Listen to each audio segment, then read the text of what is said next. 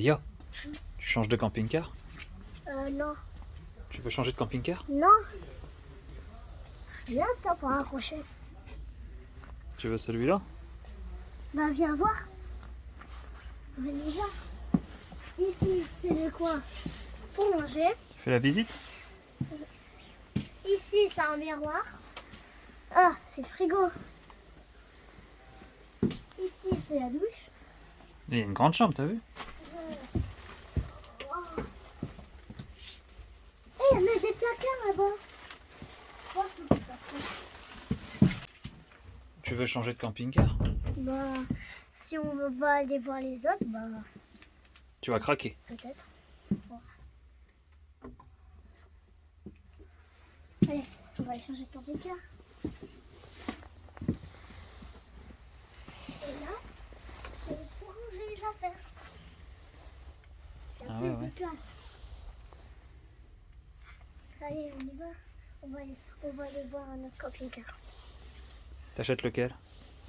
Je sais pas.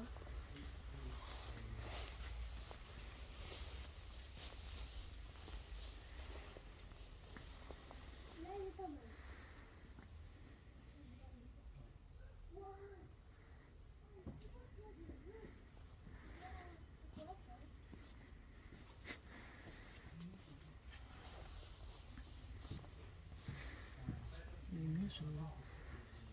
C'est trop beau.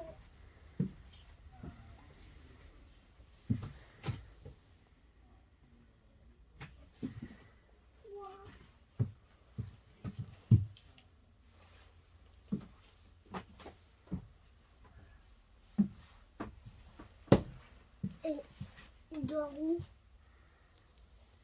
Ah oui, c'est un truc qui Le descend. lit, il est là, regarde. Il est au-dessus. Ah oui, il descend le lit. Il descend. Je vais aller voir le camping-car à côté. Bon, allez, on y va. Le camping-car. Bon, il est clair que ça vend du rêve, mais à quel prix, quoi? Hein? Ouais, voilà, quoi.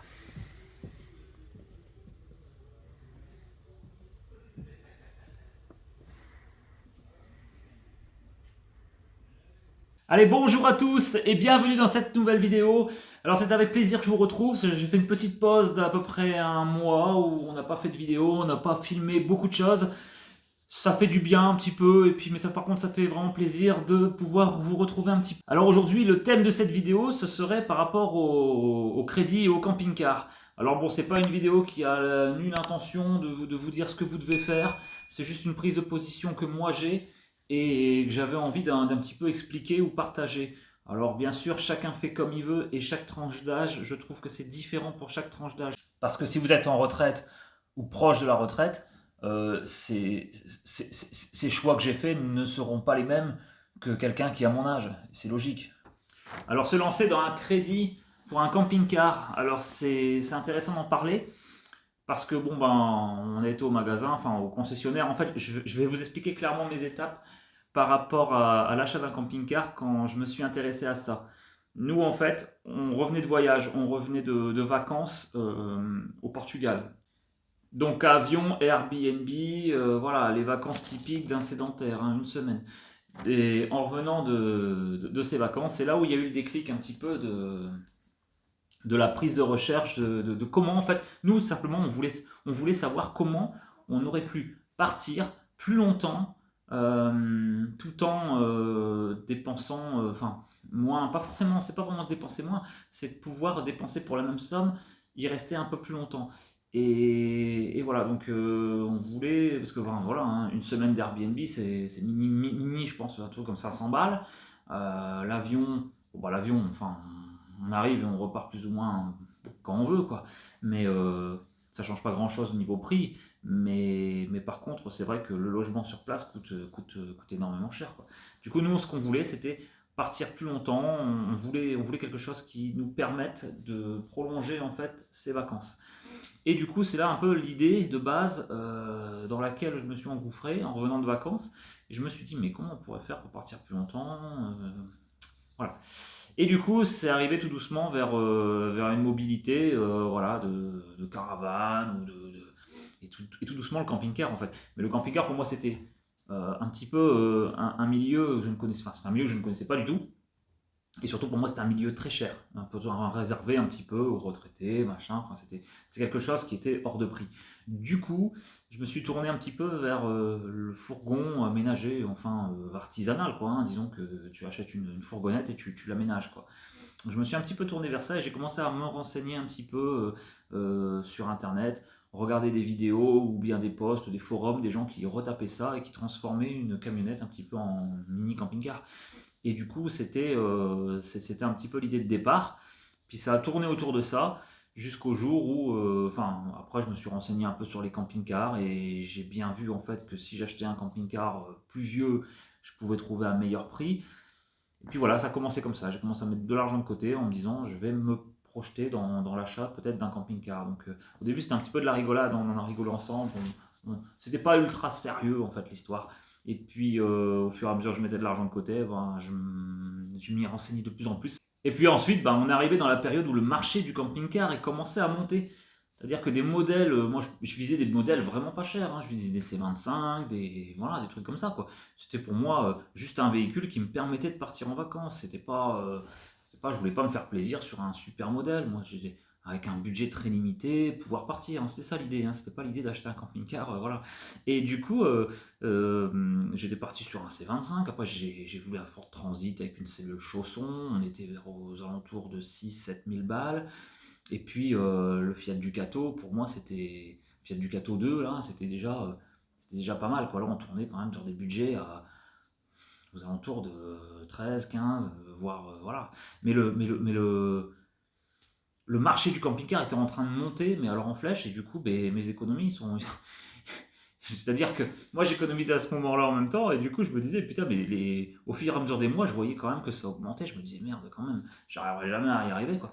Et puis au final, j'ai réussi à tomber sur le mien, je l'ai acheté, je l'ai rénové. Enfin, l'histoire, vous la connaissez maintenant. Donc voilà. Tout ça pour en revenir maintenant donc à l'achat d'un camping-car à crédit. C'est-à-dire que pendant cette période, moi aussi, j'ai fait un peu comme tout le monde. Je me suis renseigné à droite à gauche. Il y avait un salon du camping-car ici dans ma ville. Du coup, j'en ai profité pour aller voir. Je suis tombé sur alors des camping-cars neufs, hein, à des prix forcément qui coûtent presque le prix d'une petite maison. Donc, c'était complètement impossible pour moi. Et ensuite, au stand des occasions aussi, il y avait, alors quand je repense maintenant au prix des occasions qu'il y avait à l'époque quand j'ai commencé à me renseigner, au jour d'aujourd'hui, je crois que c'est impossible de retrouver ces produits au prix que je les ai vus. Et de là, le vendeur, il me propose des solutions de financement adaptées, tout ça, donc je vois où c'est qu'il va en venir clairement, et bon, je l'écoute quand même parce que je ne m'y suis pas intéressé, je me dis peut-être finalement en acheter une très bonne occasion, ou voilà, enfin, peut-être même neuf, est-ce que c'est intéressant? Je me suis posé la question comme tout le monde, et du coup j'ai écouté ce qu'il avait à me dire, et ouais, enfin, on tourne aux alentours de, allez, on va dire à peu près 500 balles par mois sur une période de 12 ans. Voilà, d'où la vidéo. Voilà, d'où cette vidéo où là je vais vous expliquer un petit peu mon point de vue par rapport à tout ça. Donc pour moi, l'achat d'un camping-car à crédit, ça dépend de la tranche d'âge. C'est-à-dire que nous, trentenaires, voire même quarantenaires, même limite cinquantenaires, je veux dire franchement pour moi c'est un mauvais choix. Pourquoi c'est un mauvais choix? Alors après, franchement chacun aura son point de vue. Si vous avez de l'argent de côté, si vous avez un budget qui vous permet d'inclure une mensualité de 500 balles par mois dans un camping-car, je vais vous dire franchement, pourquoi pas. Moi, je parle bien sûr dans mon cas qui peut refléter beaucoup d'autres cas, c'est-à-dire des personnes, un couple avec un enfant, ou plusieurs enfants, peu importe, on travaille tous les deux, c'est-à-dire qu'on travaille tous les deux, on ne gagne pas spécialement, enfin voilà, on n'est pas à 3000 balles chacun, hein, on a un salaire correct, chacun, mais on n'est pas non plus Crésus. On a un loyer à payer, on a les factures comme tout le monde, on a les assurances, on a des voitures pour aller bosser, voilà. On parle d'une famille qui a donc une vie normale, travaillant, machin, enfin voilà quoi. Je parle de ça. Donc de type moyenne, hein, d'accord? Donc avec un salaire moyen, à 30 ans ou 40 ans, vous m'expliquerez réellement comment vous faites un plaisir d'acheter un camping-car. Bon, et ensuite pouvoir en profiter. Alors j'explique tout.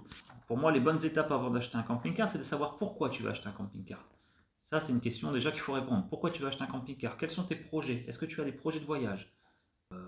De l'argent, c'est-à-dire à consacrer à ces voyages, Et est-ce que ta situation personnelle te permet de voyager? Tout ça, c'est des questions qu'il faut vraiment se poser avant l'achat d'un camping-car. C'est des questions que moi, je me suis posées avant l'achat de mon camping-car.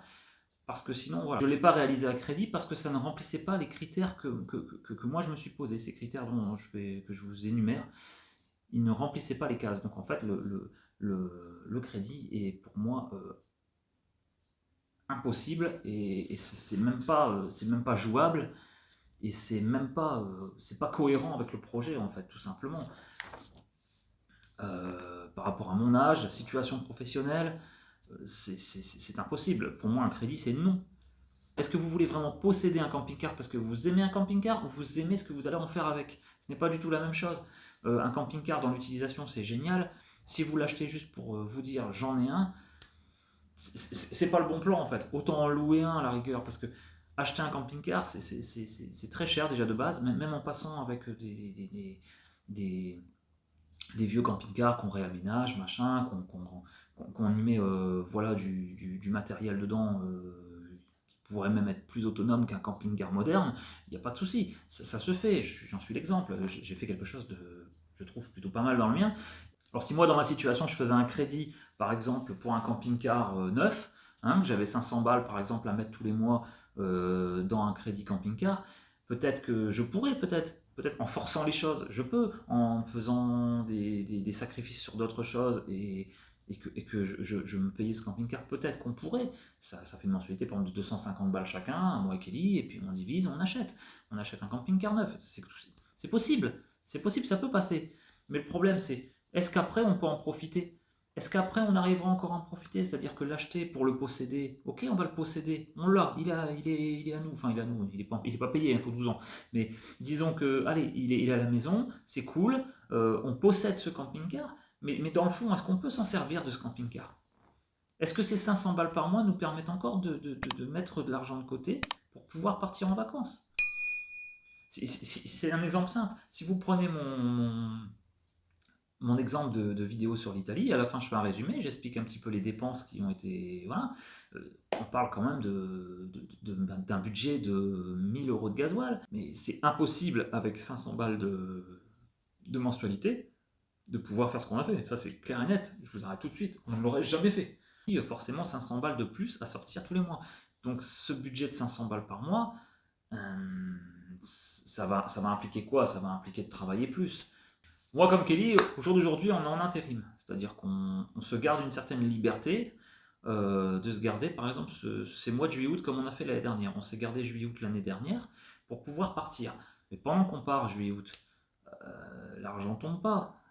Enfin, il tombe beaucoup moins qu'en période. Voilà. Si posséder un camping-car à crédit, enfin, à crédit ou pas, mais posséder un camping-car et ne pas pouvoir s'en servir, c'est frustrant, ça ne sert à rien. Vous n'allez pas me dire que vous allez acheter un camping-car à 60 000 euros, ou même 40, ce que vous voulez, enfin vous allez faire un crédit pour l'avoir, et me dire, cool, on en profite, c'est génial, non, vous n'en profitez pas. À partir du moment où vous travaillez pour rembourser le crédit, comment voulez-vous partir?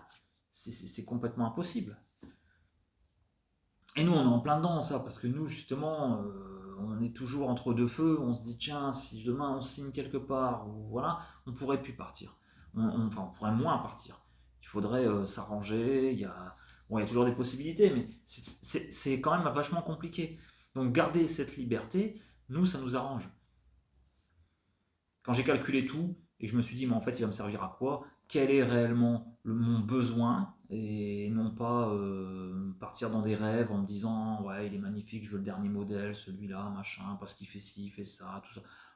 En fait, je vous dis franchement, avec un vieux camping-car comme avec un récent, vous ferez la même chose. Si vous voulez partir, vous partirez, hein, il n'y a pas de souci. Il y a des très bons vieux camping-cars, comme il y en a aussi des mauvais. Et selon l'usure aussi, faire très attention. D'ailleurs, je ne suis pas le mieux placé parce que le mien, il était loin d'être propre à l'achat. Hein. Même si j'en ai fait quelque chose de bien, ça m'a demandé de me remonter les manches. Mais c'est vrai que la facilité, il y a des gens qui connaissent rien et pour l'acheter neuf, forcément, c'est plus. Voilà, je comprends, mais carrément, je comprends. La tranquillité aussi, la tranquillité d'esprit, il n'y a pas de souci. Je comprends les gens arrivent à la retraite qui achètent un camping-car neuf. Hein. Peut-être que moi je ferai la même chose, arriver à la retraite, parce que peut-être que j'aurais envie d'une tranquillité Et puis, ben, arrivé à la retraite, on a certainement payé sa maison, on a payé son crédit, il n'y a plus rien, je veux dire. Donc limite, on peut repartir sur ce genre de crédit. Pas de souci. Mais dans ma tranche d'âge, franchement, je vois beaucoup de gens qui hésitent ou qui veulent faire des crédits pour des machins. Franchement, faites comme vous le semble, comme bon vous le semble en tout cas, mais faites-le en état de conscience de ce que je peux raconter, parce que franchement, je pense que c'est à prendre en compte. Parce que la van life, c'est bien beau, l'effet de mode, tout ça, c'est génial, hein, ça donne vraiment envie. Hein. Mais la liberté d'un camping-car, c'est une chose. Ce qu'on voit sur YouTube ou des gens qui vivent dedans, tout ça, c'est intéressant. Hein, mais la liberté d'un camping-car, elle est réelle. Quand on part avec, c'est réellement, on se sent vraiment libre. Il y a vraiment une sensation vraiment de liberté incroyable avec un camping-car. Par contre, l'envers du décor, c'est d'avoir un beau camping-car et la liberté qui va avec, et en même temps, le menottage d'un crédit derrière. Partir avec un crédit sur le dos, chacun le voit. Hein. Franchement, chacun le voit, chacun fait comme il veut. C'est un camping-car qui va passer 90% de l'année dans le jardin hein, ou dans un local. Hein.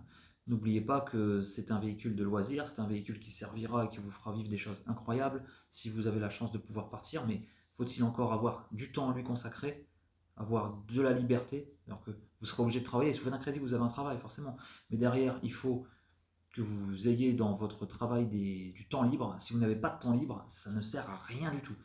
Parce qu'un camping-car qui dort dans le jardin à longueur d'année, il n'y a rien de plus frustrant qu'avoir un camping-car et une mensualité tous les mois qui tombe, et au fin de compte, ne rien en faire, le regarder dans le jardin. Hein. Honnêtement, c'est chiant. Quand il est payé, à la rigueur, comme le mien, moi il est payé, hein, il est dans un local, je loue un local, donc ça me coûte quand même 50 balles par mois, mais bon, moi derrière il est payé, j'ai pas de crédit, j'ai rien. Moi, mon camping-car, il est tout bénef, il est payé.